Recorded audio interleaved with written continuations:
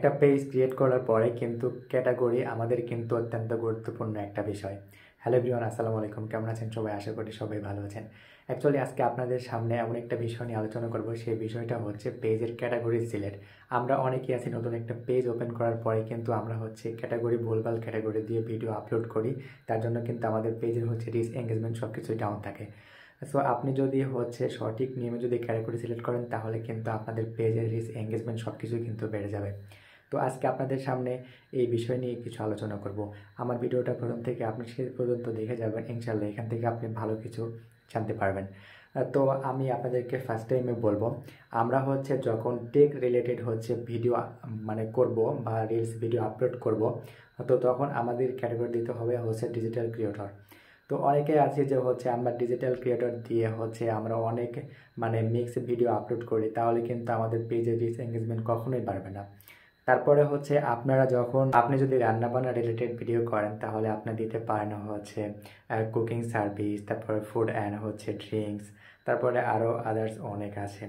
আপনি ওইখানে সার্চ দিলে আপনার মানে আপনি যে রিলেটেড ভিডিও তৈরি করবেন সেই সব কিছু কিন্তু আছে। শুধু আপনি এখানে সার্চ দিবেন তাহলে কিন্তু আপনি সব কিছু পেয়ে যাবেন। তো আমাদের হচ্ছে পেজের কিন্তু হচ্ছে একদম মানে ক্যাটাগরি কিন্তু খুব গুরুত্বপূর্ণ এবং প্রয়োজনীয় বিষয়। আমরা কিন্তু অনেকেই জানি না, আমরা জেনে বা না জেনে কিন্তু আমরা হচ্ছে ক্যাটাগরিটা সিলেক্ট করি না। এই জন্য কিন্তু আমাদের হচ্ছে পেজের হচ্ছে রিচ এঙ্গেজমেন্ট সব কিছু কিন্তু ডাউন থাকে।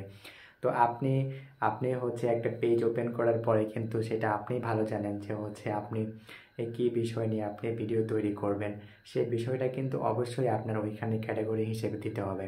সো আপনি যদি ক্যাটাগরি হিসেবে দেন তাহলে কিন্তু ওইগুলো মানে আপনি যে রিলেটেড ভিডিও তৈরি করবেন সেগুলো ভিডিও কিন্তু মানে আপনার ওই অনুযায়ী কিন্তু হচ্ছে সব ভিডিও কিন্তু অন্যদের কাছে গিয়ে পৌঁছাবে।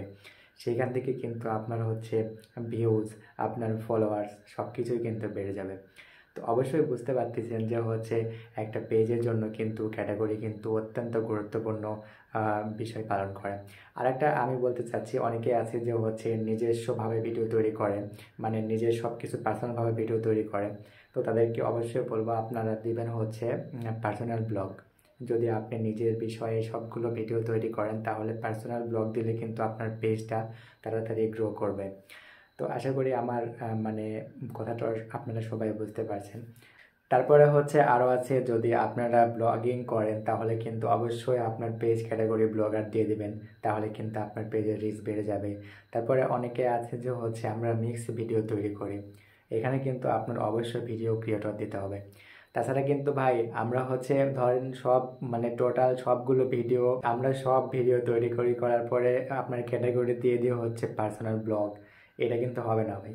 এটা কিন্তু আপনার তারপরে কি আমরা হচ্ছে সব ভিডিও তৈরি করার পরে কিন্তু আমরা ক্যাটাগরি দিয়ে দিয়ে হচ্ছে আপনার ডিজিটাল ক্রিয়েটর, তাহলে আপনার পেজে ভিউজ রিচ কীভাবে বাড়বে বলেন?